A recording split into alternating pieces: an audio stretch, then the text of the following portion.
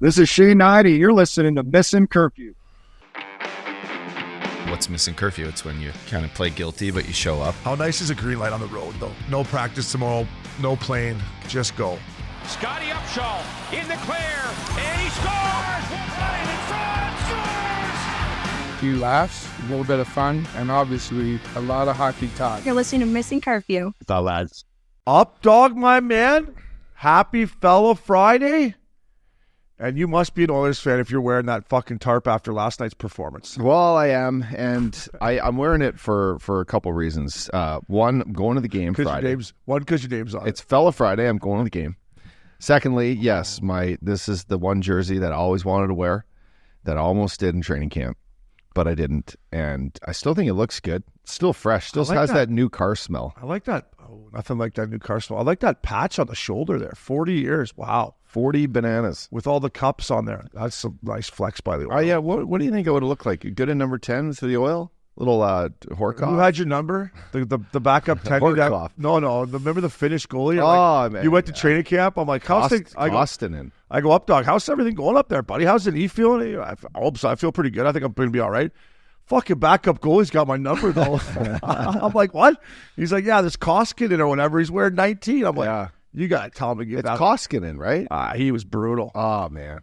6'6". They locked him up, too. 6'6". He looks so good. You're like, how's the puck ever going to get by this guy? Got in the game. Fucking wah. Yeah, I know. Smitty was the guy that had the net. But anyway, no, this is, listen, just for good vibes, trying to get it out there, Fella Friday. Want the Oil to bounce back in this series. Tough one. Tough one on my wallet last night. Tough one on the wallet, yeah. I mean, they look so good in game one. I mean, I guess you got to give credit to the Kings that came out. I was, before the game started, I was like, they have to score first, the Kings. And Evan Bouchard, fucking pizza delivery, right to fucking Kempe and whammo, 1-0. I'm like, yeah, okay, here we go. But as they came back to continue to tie it, I thought the Oil were going to win. Well, yeah, overtime was, the Oilers had a great chance. Hyman had a great chance. Yes. And then, you just watch the offensive pressure that they can put on when they go. They need to score 6 a night, and I think if Oiler fans and anyone else, if the brass or the coaches think that they can win any other way, they're fucked. Yeah, because embrace it with the defense the way they are, and that's not changing. You can't add to that. You can maybe put Troy Stetcher in. He battles at least. I know, but without that, you got to score 5 or 6 a night to even push it into overtime. I'd like to ask Nurse what the fuck he was thinking on the winner. Like, where did he think the puck was going to go? Now, I think it was kind of a fortuitous bounce for the Kings, but Nurse is so wide there. When you're weak side defenseman and it's coming, you got to get to the middle and get underneath your D partner. He's over sniffing fucking, I don't know what he's doing over there. And boom, right to Kopi, Spink, Dink, Corn Dogs, let's go.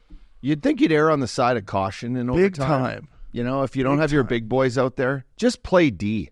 Just play D. I mean, man, it's crazy to me. If I was, you're so right. And listen, I can't sit here and tell Paul Coffey how to do his job.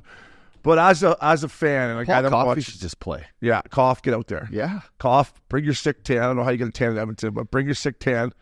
I would say Darnell, you stay inside the dots the entire fucking game. If I see you go down and try to pinch on anything, unless you are 110% sure you can get the biscuit, you hold the dots, you hold the middle, you stay underneath your D partner, and that is it. We don't need you to do any more than that. We got enough guys up front that can fill the net. Just hold the middle of the ice for God's sakes, please. And don't skate. If I ever see you skating forwards back towards your net, you're done. You're not playing the rest of the night. He should have skated forwards back last night. Instead, he got caught trying to pivot. He was 5 steps behind Kopitar. When is Kopitar the fastest guy in the league? Anyway, he's not. No, he's not. And he's the only threat on that play. Yeah. So you got to be under him. Why didn't that ever happen when I was playing? No. He just actually, you couldn't, in the playoffs, that happens. Yeah. You don't play the next game. Totally. But totally. If anyone on our lineup in St. Louis or back in the day in Philly did that play in overtime, I don't care how much money you're making, it's highlighted. What in the fuck are you doing here?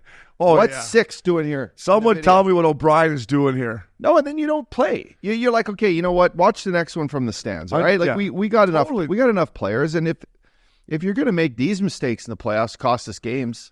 And Nurses continues to make them over after every year in the playoffs. And I will say this: it's easy from the couch at the Bay Club. Yeah, but you played. I did play. And listen, there was a video that came out. Obviously, the series between the Preds and Canucks when I played was it's known in Vancouver as the Ryan Kesler series. That's how good Kess was. And there's a clip that surfaced, and I'm chirping Darnell Nurse, but I'm wide on I'm over on the boards, and Webbs is in the middle, and I get caught way over there, and I try to come back, and Kessler splits us, and I literally was drunk the other night, and I watched it like 7-8 times. I'm like, what was I doing? Yeah. Why was I all the You way had to over watch there? it in video. You had to watch it in video, and you felt bad, and you probably didn't play much the next game because of it. Yeah, I should have. You know what? I should have just taken a penalty on him. It was a 4-on-5 play, but once he got by us, I should have just fucking chopped him down. There's just, I mean, for these bad plays, it's like, is there any repercussion for it? Yeah, and listen, I wasn't making $9.5 million. I know. All right, I was up making $2 million as a fucking 5'6" defenseman, whatever I was. Ryan Kesler is a better player than me. He should. Darnell Nurse, I think he's a 5'6", 4'5". On Vegas, he probably can't even get in their fucking lineup. And it's not his fault he's making $9.5 million. But the fact of the matter is, he is. So anytime I look at Nurse, fair or not fair, Updogg, I'm like, the guy's making $9.5 million. Come on, Brad. Like, come on, man. You know? Anyways, come on, Oil. Yeah, enjoy the game. Game 3, baby. Come on. Where are you sitting? I don't know. I got enough. Get me some tickets. Oh, nice. Yeah. You put me in the nosebleeds probably if I wear this jersey. I know you weren't paying for them. I knew that. No, I'm paying. Yeah, I told him I'd fucking pay. You ain't paying. I'm paying. Tell him to get you in a suite like you did last year. That was great. Yeah, we pay for that. We went into that suite just two meatheads last year. We had the Oilers. It was game 6. We had the Oilers every which way from Sunday. We're in there high-fiving when they score for us. Like, what is wrong with you guys? I'm like, sorry, buddy. We got money on the Oil. He's like, you're sitting in the AEG box here with me. We're like, sorry, man. It's nothing personal. I know. Betting's more important than anything else. That's true. Updogg, listen, let's get into the intro here, fella. First of all, shout out to the Winnipeg Jets. Pat McAfee, who we both absolutely love, and he loves hockey, and it's so good for the game. Some numbers came out about how many people are watching playoff hockey, and I'm going to say that has a lot to do with Pat McAfee talking about it on his show. Big time. So we talked about the Winnipeg Jets. He kind of makes fun. He doesn't know where Winnipeg is. He's like, I don't even know where that is. The Winnipeg Jets don't even hesitate. They overnight a sick, crispy, #1 Pat McAfee jersey to him, overnight it to him. Boom, he wears it on the show next day. Good for the Jets, man, Updogg. That is what's up. Get it to him. He wore it. It was just sick. Yeah, and I think people take a page out of the fans in Winnipeg right now. Now, we weren't saying this earlier in the season, but right now, the whiteout, the theme in Winnipeg is like, let's go. This the organization is back. Their team's playing incredible. I think that series is fast. It's pretty good hockey. It's back and forth. There's a lot of great goals. There's a lot of good offense. There's some physical play. A lot of beer being drank too. Yeah. A lot of beer being drank in the peg. Yeah. So no, and I think to touch on it, Pat McAfee and his team. He's got a great team there. They love hockey. They've had on some great interviews where Biz had a great one last week. They've had PK on. They brought Elliot Friedman on. Yeah, Elliot Friedman. I was like, really? But what they are highlighting is how great playoff hockey is and how great the fans make the sport. And for those of you who want to tune into either a basketball game or a hockey game now, I think we have a seat at the table. We're so good. Our product is great. Right I was watching it last night. That hit Hyman on Philip Deneau. Heads. Yeah, I know. You can't that is hockey. By the way, I wanted to say this about Hyman when you're talking about him. That might have been the most skilled play I've ever seen him play last night. When he popped out, and one time that posted in, I'm like, that is the most skillful play I think I've seen Zach Hyman ever make. Usually he's just in front of the net trying to muck, but I was like, he bounced, and you know this better than me because you're 40. Bounced out, opened up, and fucking Draisaitl slid her through. You know what? So think of yourself as a PK guy, and when you have Draisaitl and McDavid on the ice, how much you get puck watching and how much you get kind of puck amazed by those two guys, that it has to be a play. And we know Zach Hyman. He scores goals from the paint. He's maybe had 6 out of his 55 goals this year outside the blue paint. But I think for him, if he finds any sort of open ice while the guys start looking at McDavid and McDavid and Draisaitl, you're only destined for a nice one-touch greatness. Yeah, you're destined for greatness. You're destined for the unexpected. Another thing is, like, last night I was watching the ESPN broadcast, and the guy was like, two of the Edmonton Oilers superstars are on there, and he said, no, 3 of them are out there. I'm like, is Zach Hyman considered a superstar now? Right now, I mean, he 54 is. snipes. He's got 5 in the playoffs. He's a superstar. Yeah, 5 goals in the playoffs so far, right? Yeah. If you saw Zach Hyman playing beer league, you wouldn't even know if he's an NHLer probably. No. Right? You'd be like, who's that guy? Yeah. Why has he got Oilers gear on? Do we need him on our squad? What's going on? We'll take him. All right. Superstar. Listen, one of the sickest dishes, by the way, last night. We're getting off track here, but it's all good. Yeah. McDavid, you're talking about when he starts circling the wagons, he attacked the triangle and slid it back like this to Draisaitl, back through the box. The two guys dove this way, they dove this way, and he went, shh, and Talbot made an unbelievable save, but it was one of the sickest dishes I've ever seen in my life. Can't wait for the game. Wow, it's unbelievable. But on the Winnipeg Jets, good on you. Yeah, and listen, yeah. Ryan Smith was on the McAfee show, I believe, yesterday or 2 days ago. Doesn't matter. What a cool dude. Cool guy. Backwards hat on. Exactly what we need. I thought about Updogg when I saw the view from his office. I thought Updogg would just love for that to be his office, right? He's in his office. He's got the mountains behind him. He's in his chair. I'm like, Updogg would love to have that office. But cool dude. Just boys with McAfee and those guys. But listen, what I took from it is they're in really good hands with him. Brilliant guy, 47 years old, worth like $8 billion. Got his hands full though. Yeah. Right. No practice rink. The Delta Center right now, they're going to find a way to have like 17,000 fans in there, but it's not perfect for hockey. From what I heard, he's bringing a lot of the people from the Coyotes organization to Salt Lake with him. But he's excited. There's energy. And Updogg, you saw the fans in the building when the Coyotes boys flew in there. If you're a Coyotes player, that had to feel good. Absolutely. You know what I mean? Yeah. All those people waiting for you, that's pretty cool. Yeah, at a time where they went from a rock bottom low to something that they all jump on the Delta Bird and come in there and all of a sudden get greeted by all new fans where they're going to have to make a new home. And the ownership steps up, and I would say that Ryan Smith and his wife are two people that are very proud of their community, very proud that they can, that they're able to set up a place where kids are going to be able to watch this, and people are going to be able to have lasting memories of going to these games now. And now it's been basketball, it's been soccer, now it's hockey. I mean, what a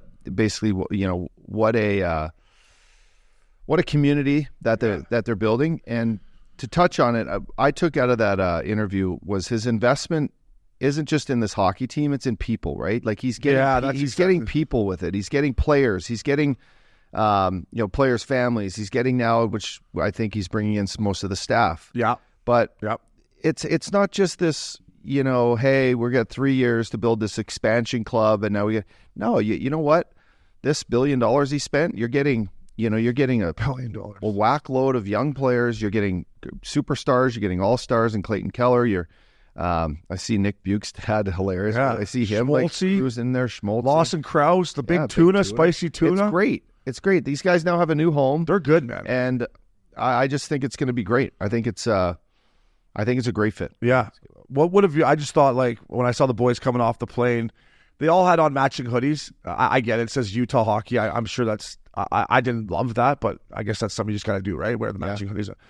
I thought, if me and Updogg were walking off that plane, what's the first thing we're looking around at? What do we got, boys? Hey, trying to build the bullpen right away. Like, hey, so check your shoulder. I would say good luck. It's not like looking around Scottsdale. No, you got to bring the expectations down. Yeah. I don't know. Yeah, who knows? But I dated a girl from Salt Lake. You did? Yeah. Wow. Yeah. Met her in Park City though.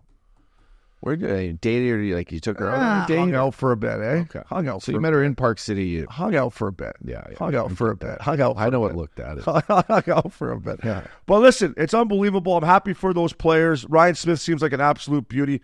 Updogg, I wanted to get your thoughts on one thing. Your boy Monty, Jim Montgomery, who I got the privilege to meet at the All-Star game a couple years ago through you, who absolutely loves you, who did say at that time that he would have, if he had his chance, he would have made that hockey club.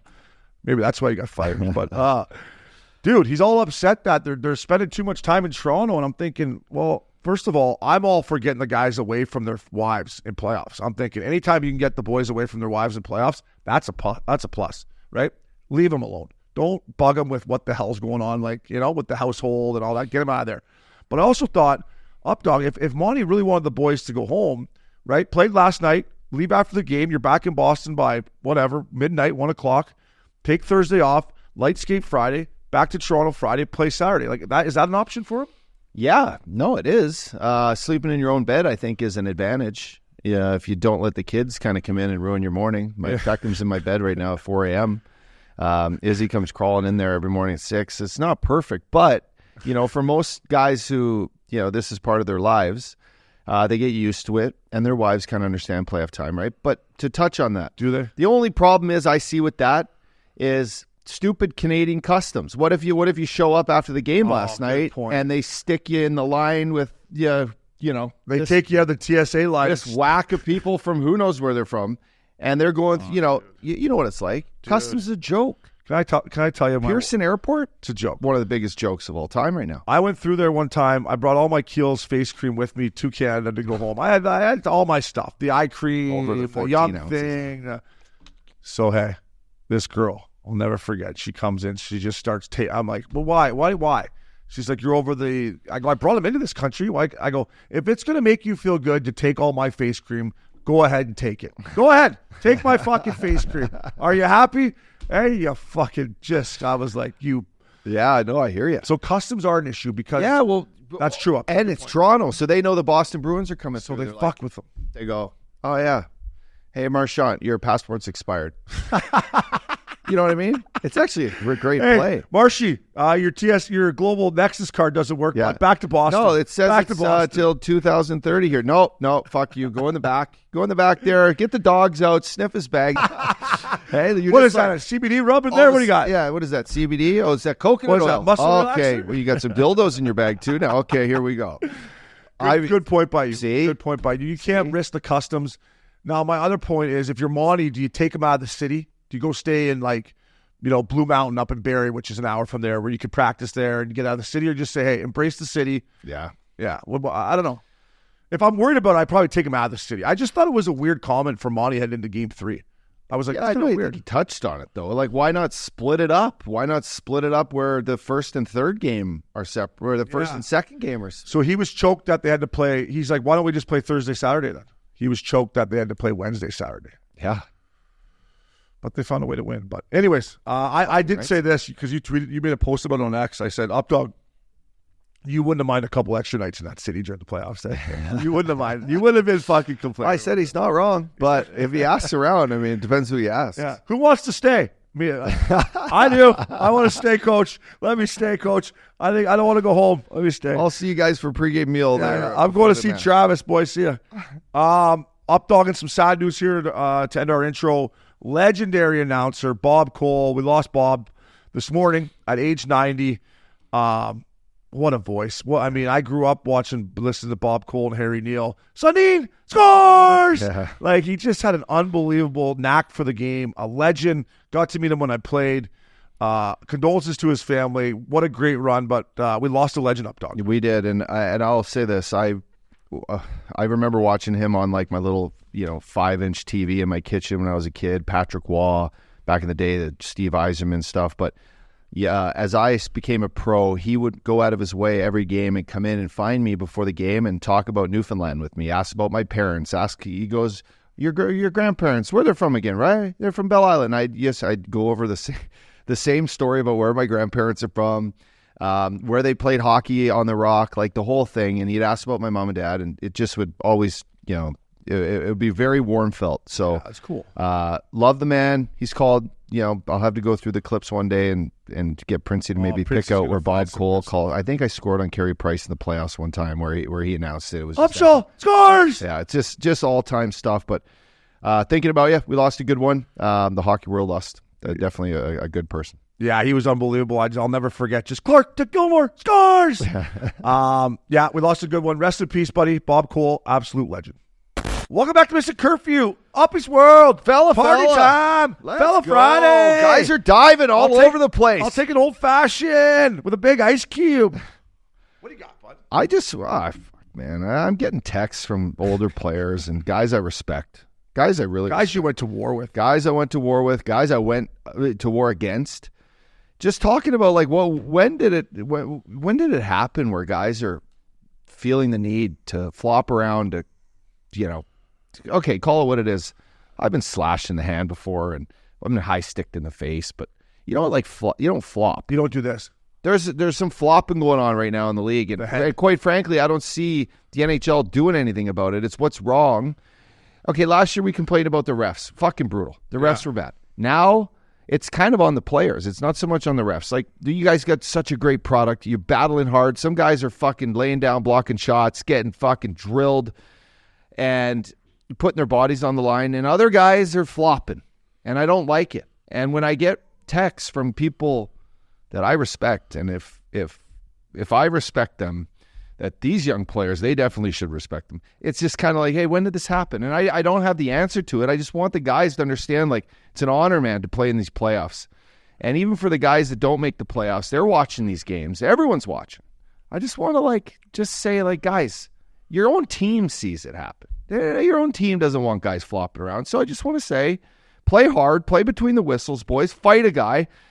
Take your gloves off one time. It fucking feels good to get punched in the face. Just, I don't know. I think it's something that should be touched on, and guys should know that Stanley Cup fucking, there's some hockey gods up there watching. Yeah. Some hockey gods. No, for sure. I agree. I see too much of this. Yeah. You know, the snapping the head back and you know, let's not turn into the NBA here. Let's not be flopping around and diving. It's something that I think happens too much in the regular season. It has trickled into the playoffs. If I'm a ref and I see a guy give that or flop it, I'm just taking him. Not both of them. I'm taking him, and that's how you're going to stop it. But you're absolutely right, Updogg. It's crept its way in the game because they know these refs are going to call it. They're looking to call it. They know what's going to happen. So I love it. Updogg saying keep it old school. Up his world. Party time.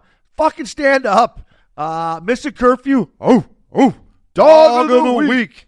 I got to go. I'm going to go first. I'm going to go to the big Russian train. Big Valerie Nichushkin. 2 goals, 2 assists, but it's more than that. Block shots, killing penalties, physical, going to the net, making plays on the wall.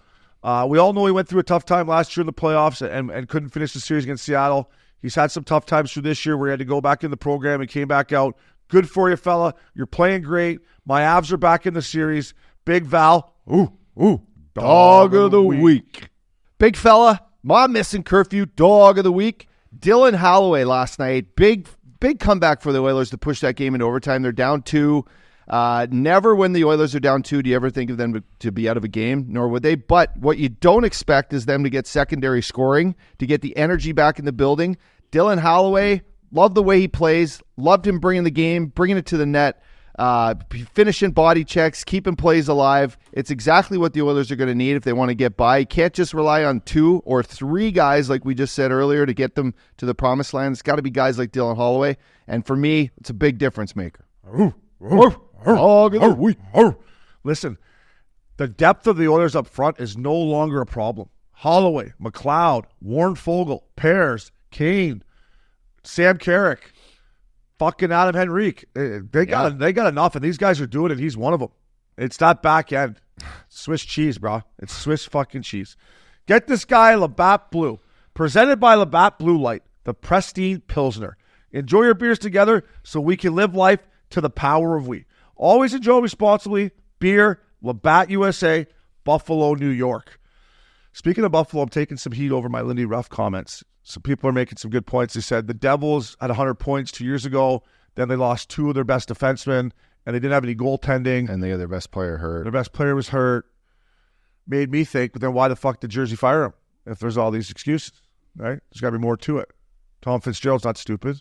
Yeah. Took some heat from Buffalo fans. I love Buffalo. I love Buffalo. The one thing I'd say, too, to touch on the Buffalo thing, I love Buffalo. They picked him first. They fired Granado. He wasn't the guy. They took 2 weeks to fucking not even 2 days to find a coach. It's like a guy that breaks up with their girlfriend and then 2 weeks later has a new girlfriend. You wouldn't do that. We have those friends. Yeah, you would. Do we ever? Yeah, one in particular. You would just take your time and play the field, right, Ups? Be like, hey, Ups, I just broke up with my girl. Let's have a summer, and I'll figure out my next girlfriend. Being a free agent, some of the best times you can have. Buddy. What are people thinking? Dude, remember when we were single? I forget. Remember when we were just like, Uppy, let's play golf, and let's go to A, and let's just go. The glory. Now we're so sophisticated. We have grown up a lot. Yeah. For those people who never thought we were responsible. Yeah, you know who you are out there. Yeah. You know who you are out there. Get this guy a beer. Our boy Vinny Trocheck. 1 goal, 2 assists for 2 games. It's more than that for Troch too, man. He does everything, dude. Face-offs, penalty kill, plays physical. Trochy, absolute beauty. I was lucky to play this kid in San Antonio. I knew he'd be a National Leaguer Updogg. He is arguably Zibanejad looks good too. Breadman. What a hit by the Breadman on Oshie. Great hit. Good video, by Thanks. the way. Great hit. I was drinking wine. Yeah. Vinny Through my Troche. wine eyes. I'll tell you what. By the way, if we're going to give Troche a blue light, let's give the fans at MSG a blue light too. That goal song and that building, electrifying. Yeah. Electrifying. So Troche, get a beer in your buddy. You're playing absolutely unbelievable, and the blue shirts look good, Updogg. Best building in the league, fella. Listen, Matthew Knies, a goal in Game 3 at home against Boston. I love this guy. For me, Toronto Maple Leaf, he loves wearing the sweater. There's not one person in that city or around the league that can say this guy doesn't bring it his all every game. It was nice to see him get rewarded. Man, follow his lead, boys. Follow his intensity. Get to the net. It's fucking hard hockey in the playoffs, and this is what this guy needs. Some of the big boys in Toronto need to follow what Matthew Knies has been doing, but he's getting rewarded with some ice time. He's playing late in games. My buddy, get this guy a damn blue light. Listen, Upshaw like last night on his goal. Goes to the back post. Glennie. Stick on the ice. Glennie Anderson. Oh, there you go. Goes to the net. Listen, the thing I love about Matty Knies is he's taking hits, he's giving hits, and he was a guy that when we talked to Kipper a couple weeks ago, and Bobby McMahon's hurt, but I thought Matthew Knies could be that physicality the Leafs need. So far, so good, Updogg. He deserves a Labatt Blue. And last but not least, this was you too when you're doing your wine videos. Sergei Bobrovsky and Vasilevsky in Game 2. Boys, get yourself a Labatt Blue, both of you. The save Bob made that you posted was unbelievable. They both made 10-bell saves. The under hit again.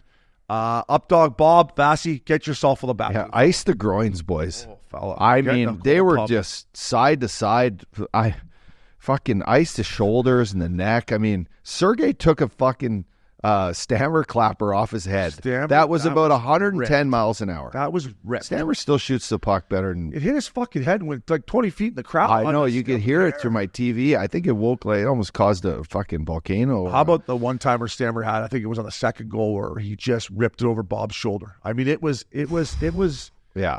In the corner of the net. I'm like, oh my God. And he put one off the bar in the front in the first period.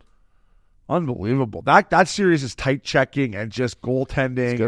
It's good hockey. Shifts back to Tampa Bay. So get those boys Labatt Blue. Updogg, my man. It's milk carton time. Listen, this is no secret. I said to you before the playoffs that Elias Pettersson, who I think is probably one of the nicest kids ever I can imagine. I've never met a Swede that's not a great guy.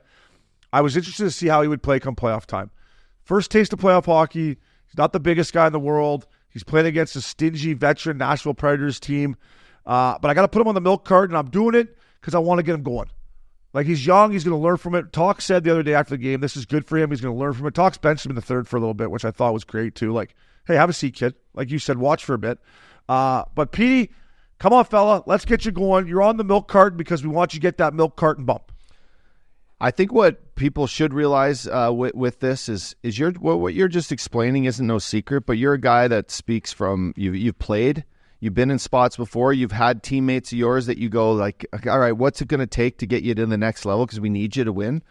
And then so you push buttons. You just try to push different buttons that might work, right? Well, we're pushing the fucking milk carton button here just to see if it's something that lights a fire because he is a guy that can single-handedly take over a game, not just with his skill, but with his physical play. Yeah. Like with like edges and being strong on these pucks and holding the puck off and making great plays. That's when we say like a guy that's going to engage, be more physical. It's like being strong on these pucks, being a guy that fucking throws your shoulder into one of their top players, a guy that goes to the net hard and fucking gets involved. So anyway, love it, Obes. Love it. Anyway, tough bounce for Thatcher Demko, though. Tough. Fuck. I mean, that's how quick a series can change, eh? Like, hey, you're after game one. He's the hardest fucking. Right after game one, we're planning our trip to Vancouver for the second round, and then all of a sudden we're sitting in here and we're like, Demko's out for the series. You're like, what? Yeah. And then you're in that dressing room as a Canucks fan, as a Canucks player, you got all this momentum. City's buzzing, people are drinking, everyone's getting laid, and all of a sudden your top goalie gets out. You're like, what? Demko's not going tonight? So he was hurt most of the stretch, and then he came back. Yeah, he was out the whole last month and a half of the season. So he's got something that nags him. Fuck. There's a rumor that he might have hurt it the next day in practice, and that's another reason why. Why is he out there? I guess he wants to see pucks, right? Wants pucks. That's a question for someone higher up than us. The goalie coach. Yeah. What the hell that is. Hey, talk. What the fuck?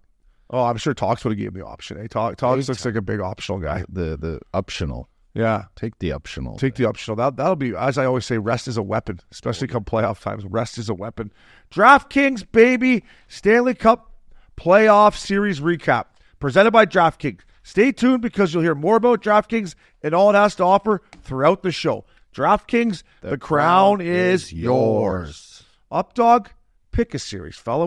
Which one jumps out at you? Which one you've been watching? Which one you've been betting on? Which one you've been drinking the wine to? Big fella, we just touched on the Oilers Kings. There's not much more to talk about there. Let's go down the list here. How about the Jets and Avalanche? We both had, we've been watching this game. The Tides are shifting back to Colorado. Colorado arguably with the momentum. This was what I touched on earlier. The guy who said that guys are flopping around, my boy texted me. He also said, he watched some of the Jets play in the game one and them flopping around, shift the hockey gods were going to give this next game 2, to the Avalanche. So for this, I'm expecting this next game to be tough. This is going to be like the shift. The tides are turning. Game 3 in Colorado, thin air. I think both teams have their best players going. Like the Scheifele goal in game 2, wow. You look at the way what a goal. Look at the way Connor's playing. I think Ehlers can be a difference if he gets his game going.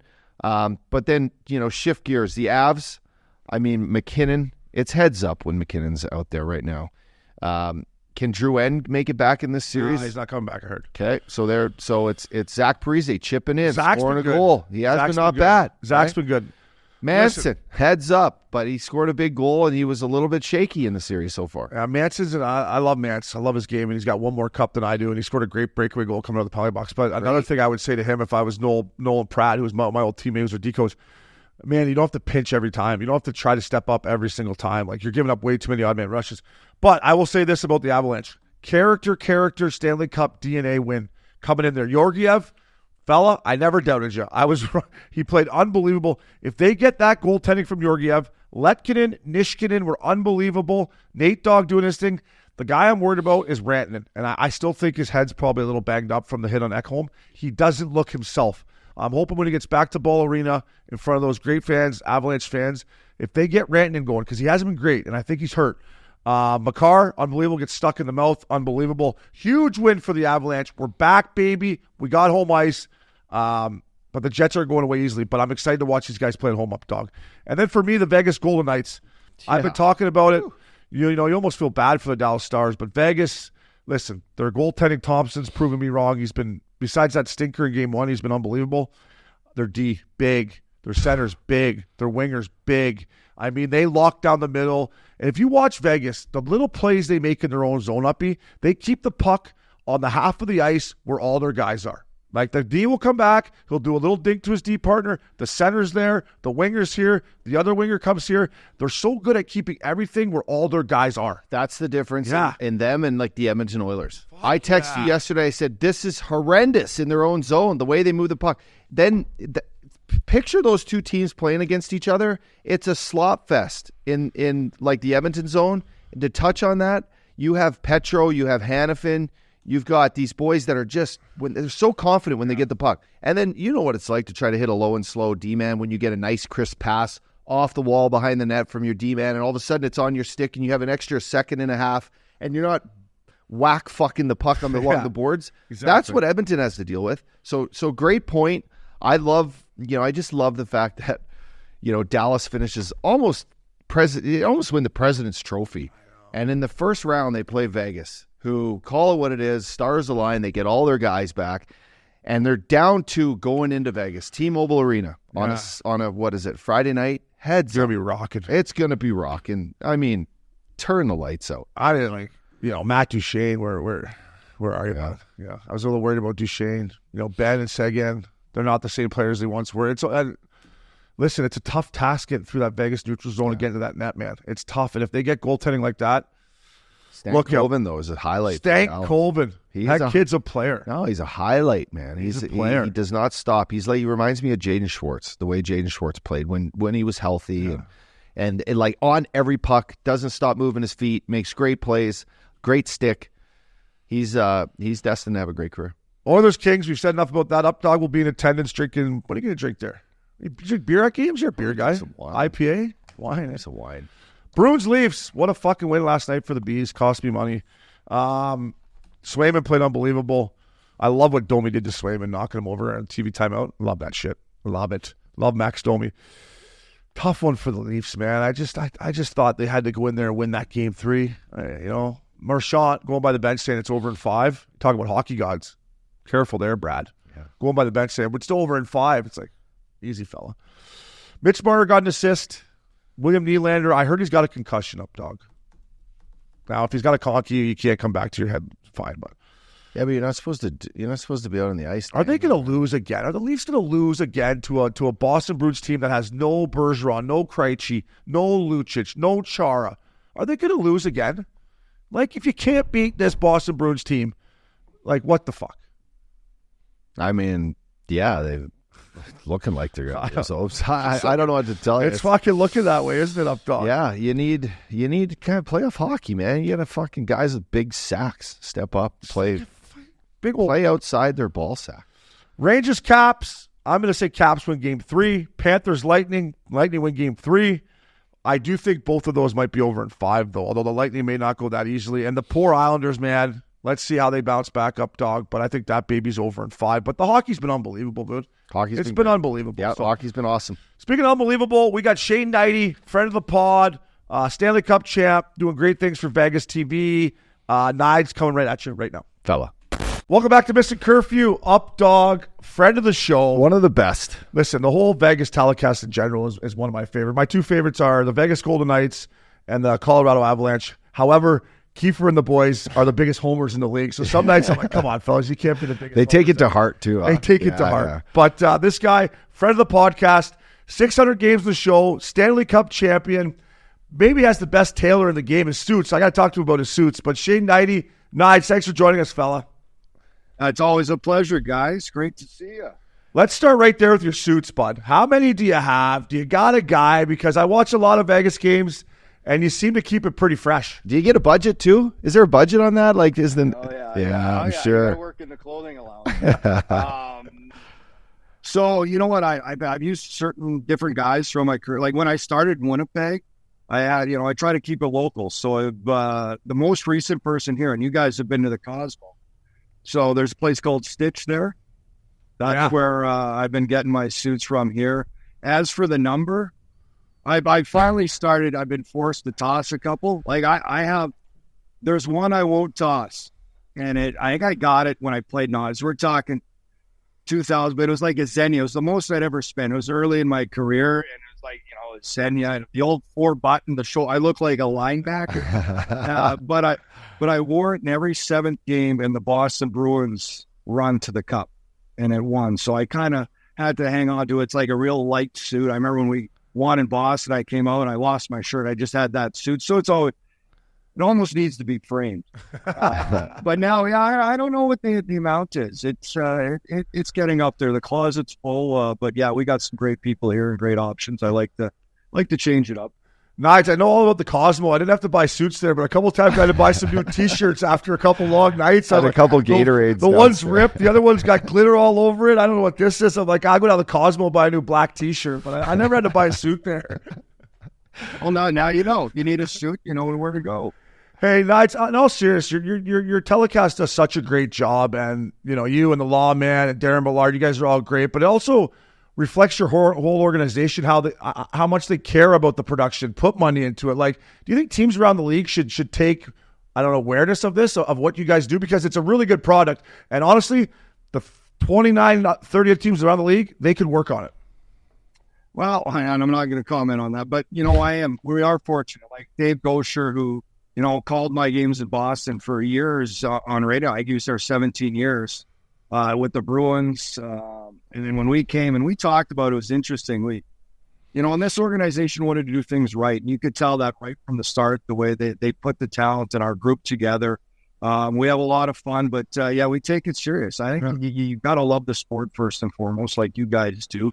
And then it's a matter of relaying it through where, you're always going to, I always think I don't want to be all about our team. You've got to, especially when we came to a new market, you want to teach about the league, the other teams, the stars, what's happening, the game. But I didn't want to dumb it down. And I think Dave and I kind of, set that precedent. And Gary, and then obviously when Darren Millard came in, Ashley, our son, we just have great people that work here. And, we take a lot of pride in it. But that said, it's kind of like anywhere I've been, I want it to be like a locker. Like the Lawman takes a lot of heat from me. So does Millard. Like it's got that mentality in our group where we're together. But I would be the main chirper of the group. But I like to keep everybody in order, right? Sometimes I got to bring the Lawman down. Nides, talk a little bit about the relationship between you, like the team inside the team, your guys' broadcast team with with the players. The relationship there. I look back to my days in St. Louis, and we had Chaser and we had Panger, and these guys, they sat just in front of us on the plane, right? They had their drinks set up when they got on there, but they also had this, they had great banter with us. They got to know us. They felt the heartbeat of the room. So you can kind of, through an 82-game season when it's, dog days or there's some exciting moments, you really understand where the player is with, his current state or, just talk a little bit about that chemistry. I think it's important to understand the room and the team. And, I think St. Louis has always been one of the most unique franchises for that relationship. I think it goes above and beyond, especially with Kelly Chase, who's, he was a mentor of mine when I came into this because I went right to him, a good Sasky boy, to kind of tell me when I was in Winnipeg starting my broadcasts, okay, what do I do? So I started on radio like him, and he was just terrific. And you know what? It is a mix. I think everybody takes a different approach. Like to get to know the guy, how the family, this and that. But at the same time, I want to get too close because I want to be fair with these guys. I always said you can never going to make it personal on air. It's a game of mistakes. And if you make a mistake, we're going to talk about it. But it is good to know the ins and outs, the different personalities in the room. And there's certainly more guys that are open to those type of relationships than others. I don't go seeking that out. It kind of builds over time, but they got a great group here. It's a veteran group. They know how to win.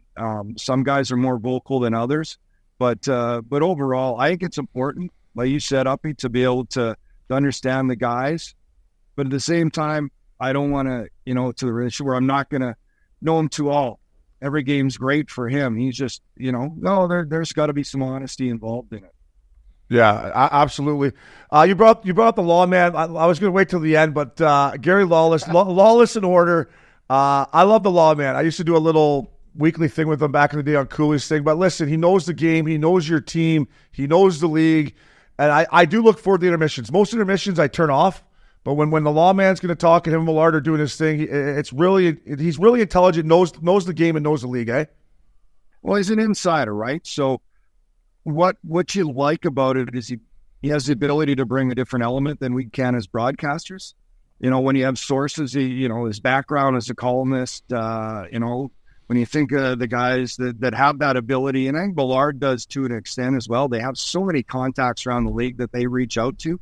I just don't have the time or the willingness to have, be able to call up Bettman or Daly or this agent or that GM, whatever it may be. So, it gives you a different element when you're able to have that, bring that to your broadcast, to your show, something different than straight call and a straight analysis of players beyond that. So, yeah, it rounds out our whole show, having those different people that have different strengths, right, that they can bring and add to what you guys want to put on air. And it's worked out really well here. It's been a great spot to land. And for everybody who thought it's amazing how do you go, you going to Vegas 7 years ago?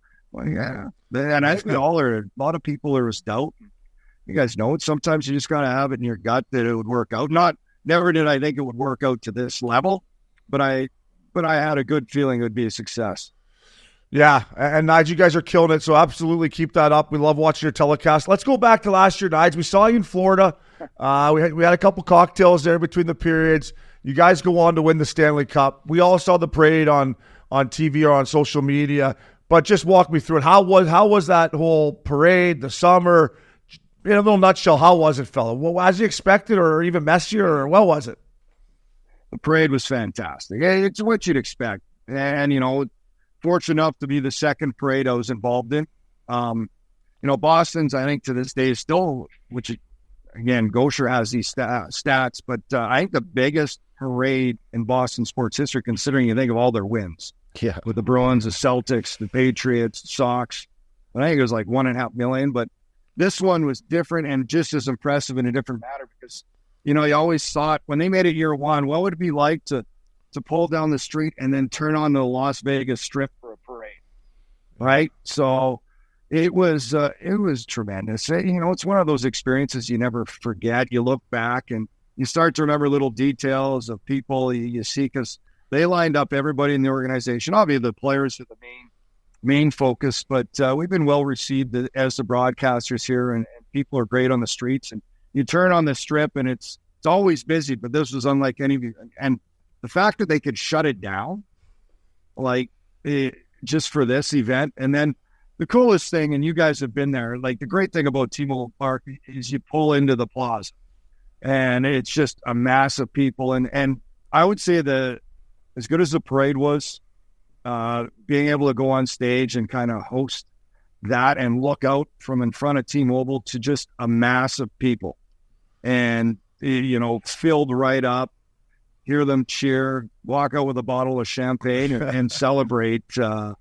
And obviously the speeches were great. Once the players came out, I was like, let them go. This is their moment. It was great to introduce the team and see them come out and have their fun. Yeah, I think Wild Bill stole the show from what I remember. Anytime you see a quiet Swedish guy just let loose, that's why winning is the greatest thing in the world. And you've done it, Hnidy, and it was a great thing. So, Hnidy, let's fast forward to the start of the season. They get off to a record start. I mean, I was like, if anything, I thought they were going to come out of the gates a little slow. They got off to a record start. Were you as surprised as anyone, or did you see that coming out of camp that, hey, these guys are going to be the best defending Stanley Cup team in the history of the game to start off the season? No, I don't think anybody can, really see that. I knew they were a good team. I knew they had the pieces in place. And when I look back, that's key starts are so important. It probably rings true more this year for them than any other year because the way it went and they kind of fell off. But that because of that hot start, it kept them there. And it's interesting because Bruce Cassidy still talks about it. He said, yeah, we played well enough to win, but we were still not at the game we needed to be. They just found different ways to win hockey games early on. And, obviously injuries came again for this team, which is talk about that a lot, but they are talented. I think their depth has been a strength of this organization. Kelly McCrimmon, George McPhee, what they continue to do, not only with the team on the ice, but there is depth there that's able to carry through these injury waves they have. Yeah, Hnidy, I look back. So what's fascinating to me is you've been there since day one, 6 years now. But, you get to the finals in year one. You try to piece together that same team and that vibe for the fans to get there again. You finally do with a new Jack Eichel and a new look, a new captain in Stone. You guys seem to be deadline winners all the time. And it's an attest to, some creativity, working the phone lines, whatever the case may be. So talk about just, how to keep that team, playing full, putting in the pieces. And then, when you get to add like Hanifin and Mantha and Hertl at the deadline and piece it together where it all the structure of it works, is that the key to the success, or is it just the guys in the room knowing that, this is, we're the team to beat. We still are. Like we can be, if we get in, we're the champs. We can be the team to beat. Well, I think that confidence is important, as you said. I think they're a confident group. Even when things were sliding, they still believe. And I think it's on them, as players. This. When you play well, you look to get rewarded at the deadline. There's an adrenaline rush when you see that, and you get rewarded from management and hockey ops that go out and say, okay, they identify what could make you better. So I think that's something. And as we've seen with the Golden Knights, they're unafraid. Kelly McCrimmon, George McPhee, they have the ability, along with their staff, to identify what's out there, and they're unafraid to go whatever's going to make their team better, but do it without subtracting. And I think that's important, is not subtracting a lot from what is a close group of guys. And everybody who's traded came in. We just talked to Anthony Mantha the other day, and he said, what surprised you the most? It's not the on-ice talents, but he said how close a group these guys are. And you hear that a lot, that it is a real close-knit group. And, the majority of these guys won together last year. That certainly builds. You don't win unless you do have that type of group. So, yeah, they still surprise me. They really do. Every year I'm like, okay, what's going to happen now? Like, And you mentioned Noan. I knew he was good, but when you see a guy play game after game after, I didn't know he was that good. Like, this guy is elite. He can skate. He closes on guys. Is it a fan? Obi, I wish we could skate like this. He can cross. He comes across the ice and he's closing a guy off before they have zone entry. And then he's got offensive skills to his game. He block shots, all situation player. Obviously, Mantha's a big man. And then we're waiting to see about Hertl. They're out practicing here. I'm just in the studio to the left. He is in a non-contact jersey for his second practice. So we'll see. Depend whether he travels to Arizona. Might be an option tomorrow. So and I think there's some excitement from that room, as you guys would know. If you're in that room and there's a chance to add him onto your team and him playing his first game, that brings some juice. Absolutely, and you talked about the front office guys, the GM, the president, but Bill Foley, the owner as well, right? And for people around the league, the people around the league are like, "Oh, Vegas is doing it again." Well, you find a way to do it. I mean, if they're doing it, there's a way. Like, let's not be just pointing the fingers at them. And Julian Breezeball is another guy in Tampa that's been up against the cap for the last couple of years, continues to find ways to add pieces. So now, as I'm saying, instead of people pointing the finger at Vegas and Tampa, I'd be pointing at my owners and my GMs, being like, "Find a way here, fellas. There's got to be a way. Grab a sack. Yeah. Be a gambler. Put the minus 450 up against when the Knights are playing the Blue Jackets. Give your balls a time." Well, I agree. And I've said this to everybody, "Oh, you work for them." You know what? Yeah, I do. But I love the game, and I know how hard it is to win. Like, it is tough to win parity in this league. Like, can anybody pick a winner this year? Is there a favorite? No, there's maybe five favorites, 6. I don't know, 4 or 5. Put 4 to 6 favorites. Watch Dallas play last night. Who's going to stop them? They no kidding. Me, are they good?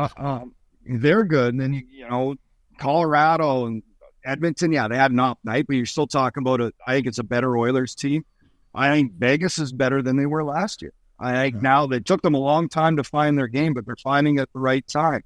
And then you can go out east. And so I think in a league like that, you got to be competitive. And I think Kelly McCrimmon and George are doing things you haven't seen. Yes, and you got to have the commitment of the owner, which they have. He's as competitive as anybody, Bill Foley, and what he wants to do, and he wants to win. And, unique circumstances. Yes, it's 2 years in a row. Mark Stone did not want to have a lacerated spleen. It happened.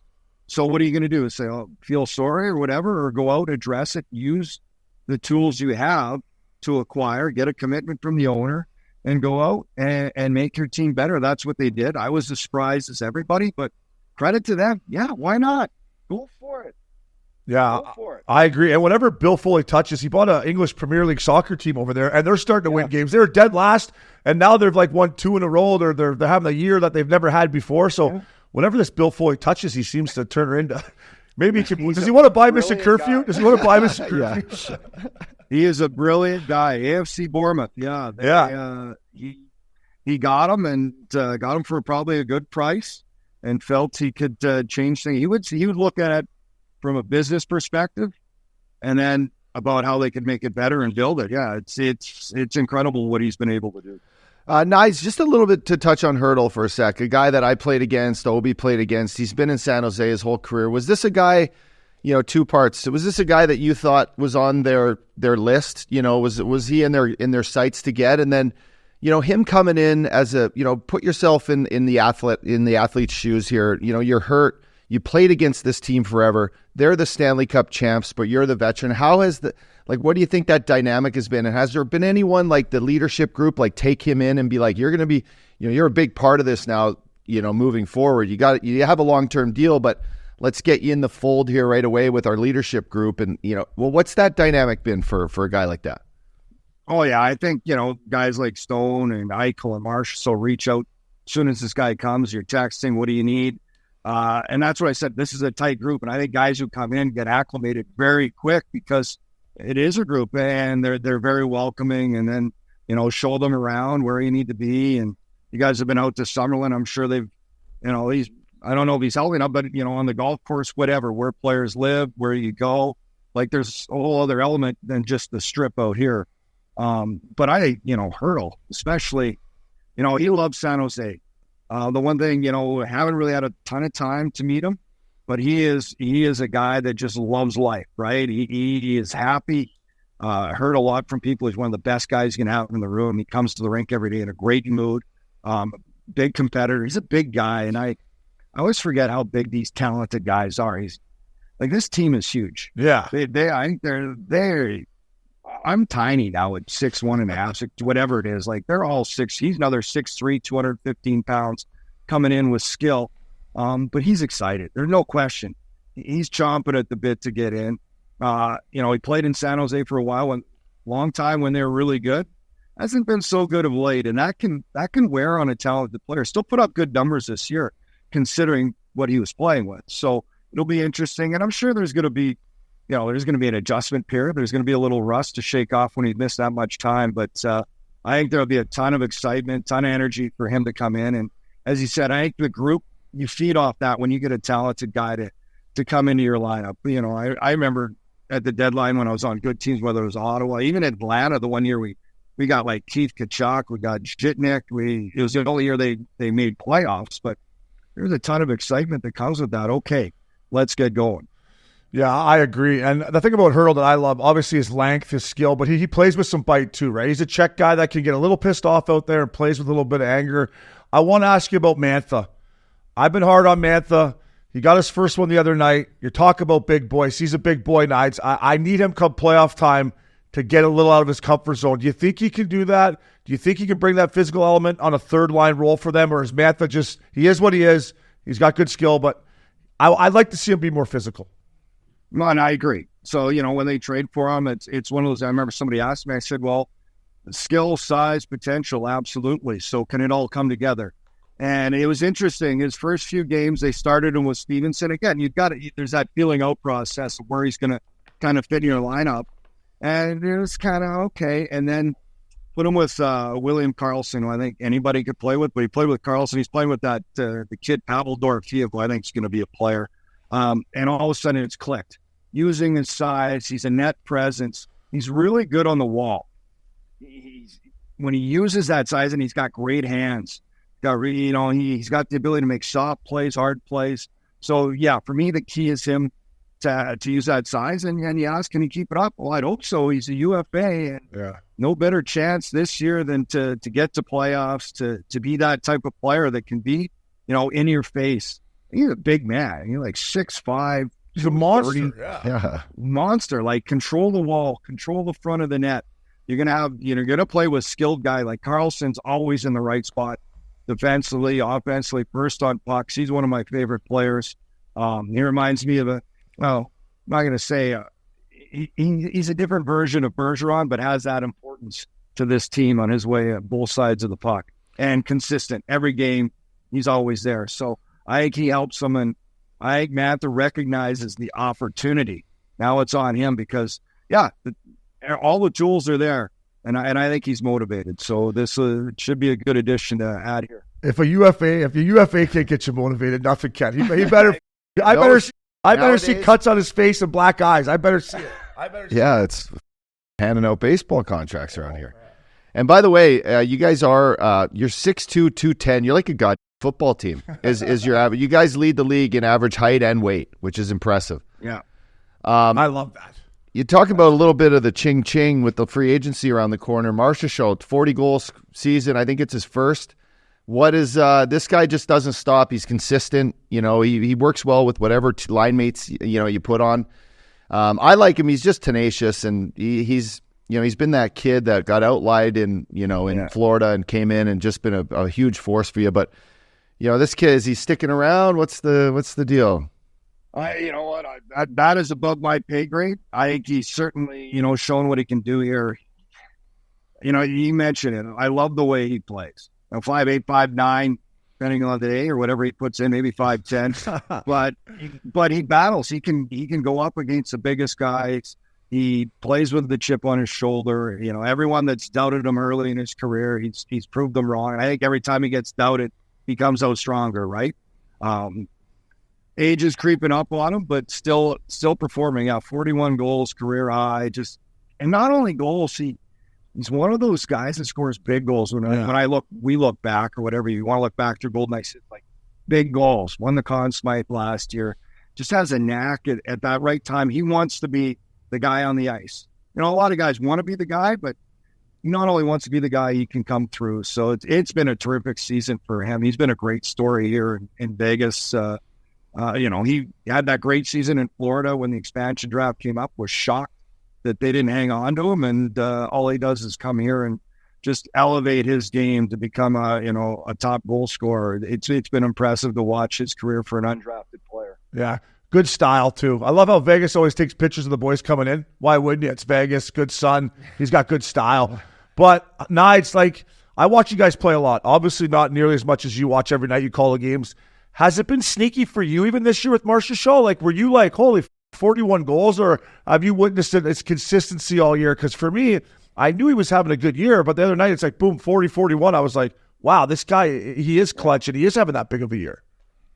Well, he kind of turned it on. It's interesting. He plays with Eichel, and Eichel got injured, and Marchessault was great through let's say 23. But when 24 turned the corner, I don't know what the numbers are, but I think he's got over half of his goals here since the beginning of the new year. So he kind of turned it on when they needed it. Eichel's out of the lineup. Waugh moved up, but he's been able to just score and turn it up. I don't. Credit to him. He just always finds a way. There can be games that you don't notice him, and then all of a sudden he's got 2 goals. Yeah, exactly. Because he goes to that right area, and that's what makes it impressive. Hnidy, I want to talk to you about the 6D you boys ran out there the other night, because first of all, Hnidy, me and you, we'd be skating and riding the bike, but at least we'd be together, but we would be down the depth chart of this back end, because when Zach Whitecloud cannot get in your top 6, and they ran out the top 6 they did the other night against the Vancouver Canucks, is this the best decor in the league if they stay healthy? And just how deep is that decor, I guess? Well, and you say 6, yeah, you're right. I think they're 8. Ben Hutton has played tremendous when he's in, too. So Ben Hutton and Zach Whitecloud are out. Yeah, and if there's a depth chart, you and I would be 10. We paid before Zach, who played a lot this year playing in Henderson, who could easily play in majority of the league's top 5, 6 easily. So they have depth there. I think this is the deepest they've had at deep. Their ability, Hutton and Whitecloud came out when Pietrangelo was healthy, but they've kind of found it. It's interesting. Nick Hague, 6'6", big guy, can skate. Him and Whitecloud this year, they were huge last year for the run, big important. They were the 5'6". But when Pietrangelo went out, they put Hague with Hanifin and were able to discover this great pairing. They were really fit together, and they have been a top pairing. So Hague's kind of elevated now. All right, Pietrangelo's back. Let's just put him and Martinez. And then you still got Theodore and McNabb, who have played together pretty much all 7 years here in Vegas. So, yeah, it's unfortunate. They've got 8 NHL defensemen, and it's tough. You got to sit 2. That's not, it's tough for them. It's a good problem to have as a coach. Tough conversation because, you could have an argument. They all deserve to play, but you're only going to dress 6, and it is a strength of this team. They're big. They're mobile. They can shut it down. They can be offensive. I think it's their strength, that and down their middle. Obviously, the depth on this team, and as they get more guys into the lineup, it even gets more impressive. Where's the ice out there with those guys? No, there's no ice. There's no ice between the sticks and the size. The Canucks the other night, I mean, they just slowed them right down and kept them to the outside, and the Canucks they're a little banged up, a little tired team. But when you talk about the back end, like Zach Whitecloud, in my opinion, if you put him on the Edmonton Oilers, he'd be on the top pair with Eichel. I would go Eichel and Whitecloud. Like that to me, that's what separates Vegas from, besides Colorado, maybe Dallas, but an Edmonton Oilers team, that's to me what separates them from the Vegas Golden Knights to the Edmonton Oilers, I think Carolina's up there too for their decors as well. They're big. The word I hear coaches use now, a lot of coaches, long. So good, big sticks. You got to be physical, but you got to be long. You're taking away that time and space. You're keeping things to the outside. And that's what they do. And Zach Whitecloud, you could easily have no problem putting him into your lineup, or even Ben Hutton to that fact. So and when you go through, if you want to have a deep run, you need, that's probably the position you can go deep on, and they can go really deep for D. So I think it's a strength of a lot of teams. And you talk about who's to say? We'll see how it all plays out, but you watched the Oilers last night. That there's some deficiencies there compared to Dallas. I like the way they play. But that said, I did a game in Edmonton not long ago on TNT, and they shut it down.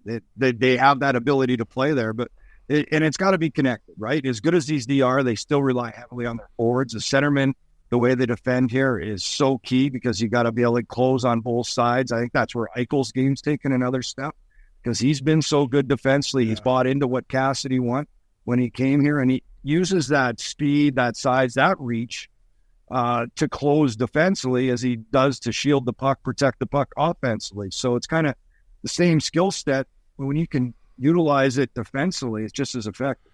Let me just tag Ike's there because I had that on my notes. And Ike's defensive game, it's come so far, Nides, and I think if he doesn't get hurt, he would have been in the Selke talk. Am I right there if he doesn't get hurt? And just how good defensively is he? He's one of the best centers that I watch play the game both ways right now. I agree. I think he's trending that way. His ability to defend, his commitment to defend, he's made that a big part. Like, if he just wanted to be offense, he might be offensively have that ability to be, an 80, 90-point guy. And he still could get there. But he has such awareness and such a commitment to playing in the system in the right way, defending. Like he's on the top penalty kill unit this year. So he's added that to his list. And him and Carlson together, usually the first two over, they've done a great job. The penalty kills improved this year for the Golden Knights, and I think they're dangerous when they get a chance to come the other way. They had a 2-on-1 last game. I think Eichel fed Carlson just went wide. Yeah. It was a paddle save. What a save. By DeSmith. Oh. Exactly. So that's what makes them dangerous is he's the ability to use them in all situations. And the thing about Eichel, people don't know how strong he is. Oh, yeah. He is powerful. He is a powerful, powerful man when he skates and with that speed and now I think he's matured, right? He's at that maturity level where I think his game is going to climb because he's not an old guy yet. He's still young, but he's learned, he's gone through his bumps and coming to Vegas, learning how to win now and learning how to defend, play the right way. And I think he's a big leader in that room. He really is. First thing I got from him was how competitive Jack Eichel is, and I love that about him. Nides, we got one of our boys here, Tom Riley, who we often go see. T-Rex. We see a lot of Vegas Golden Knights games with him, and whether we come into the golf course one day for lunch and he's ripping either the Vegas PP or he's talking about not playing fast enough, or be alone. Yeah, no. So we put our coaches' goggles on, right, and we watch the game, and at some points, Vegas plays a big. We just talked about it. They're big. They play a puck possession game. You talk about maybe a little too much east-west. But is there something about their game that come playoff time they can turn on? Like, because last year they really did. They played. We had dinner with who is it from New Jersey? Greener. Sorry, so Greener, and we just talked about being big, and you need to be big to come playoff time. But then you play the Edmonton Oilers, you play the Vancouver Canucks right now. It's high pace, it's fast, it's deep. Is this Vegas Golden Knights team now when they add Hertl, a guy that plays puck possession, big, maybe not so fast, but does it work? Does it all kind of work together? No, let me just tee that up too, because I had this question. Since Hannafin's been there with the ability to have that one-timer up top, when Ike's feed him that one-timer, to me it looks like it's making the power play a lot better because I love Theo, but Theo's not a one-timer. Do you think that one-timer from Hannafin is going to make it better? Well, I think either can play there. Theodore has the one-timer, you just got to take it, right? Yeah. I think so. I'll be first of all, if you would have asked me this a month and a half ago, is this the team? Well, their game wasn't there yet. But they have turned that corner, flipped the switch, whatever you want to call it here over the last 3 weeks. And now they look like a team that can make a deep run and have a chance to win. They really do. The way they're playing, it's what you saw or what I saw, people saw last year. So there's a lot more commitment to that style of play. I think puck management, they can be, because when you're good, sometimes they like to make plays. Like, talk about speed. They're a good rush team. You look at all the rush goals against Vancouver. That's where they exposed Vancouver. The plays off the rush. They had the 2-on-1 with Howden. They had the rush up with Eichel. The Marchessault was a rush with Theodore Drive. So they have that ability too, but it's knowing when. And I think puck management is something that Bruce Cassidy harps on, especially between the Blues. Decisions when to make the play, when to get it and get in on their forecheck. So that they are at that area of their game right now, playing the right way. Power play, well, that'll touch on it. That's still You got a couple last games, so that's kind of the last. If you had your boxes, you got to check hitting into playoffs. I think, their defensive structure, their consistency, their urgency, their penalty kill, their 5-on-5 play, everything's been checked. And now they've got these final games to go through. It's the power play. Still trying to work, and they made that adjustment. Vancouver is halfway through the first one. Hannafin comes on, and as you mentioned, just shoot the puck. Pound. They try to look for the seam a little too much. Bruce Cassidy talked about it. It comes down to execution. The pace, first of all, the pace of moving the puck, the execution of making the right plays. He says, we have plays that are there, but it becomes a read and react game. You've got to be able to see what's available. You guys have been there. Well, I maybe not in the power play room, maybe up with us, where you see the other team's penalty kill, you see what's there, what options are there, and then you can see that, but until you're on the ice, you got to read and react and take every play may have one or two options. You got to pick the right one. So I think, and some of it's confidence, right? When it's up and down, you want to be able to jump over the boards. Offensive guys, somehow, you want to be able to come over the boards, feel like you're going to score on the power play, not like, oh man, I hope we can do it. So that's the element that's coming. And the little switch with Hannafin, we'll see if they stay with that. Him going on that one unit, then the second unit will be Pietrangelo and Theodore is what they kind of finished with. So, and I like when Eichel shoots a little bit more too, because then it opens things up coming off that wing. And they have him and Marchessault and movement, net presence, Barbashev, who I love. Oh, yeah. Just get him in front of the net. Yeah, I mean, if their power play gets clicking, we'll see at the parade again, Nides. We'll see at the parade again. Hey, I want to ask you about goaltending. Obviously, Adin Hill was an unbelievable story last year. He's been battling injuries all season. I watched the game a couple weeks ago. I'm no doctor, but I know when you have a tight groin or a wonky something, it looked like she might have been a little tight.